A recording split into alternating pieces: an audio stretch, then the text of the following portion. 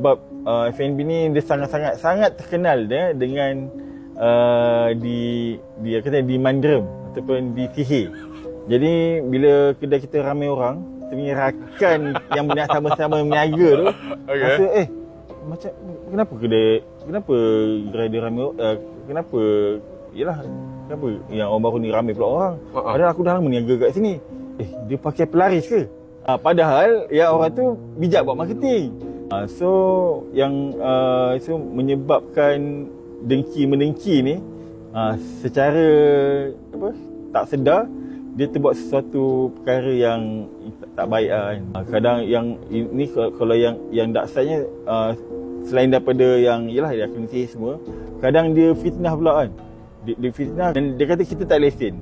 Bila kita buka kedai dah start nampak tanah kubur setiap pagi So apa maknanya kalau orang tabur tanah seperti Tanah kubur ni tujuan dia untuk bagi tak nampak kedai.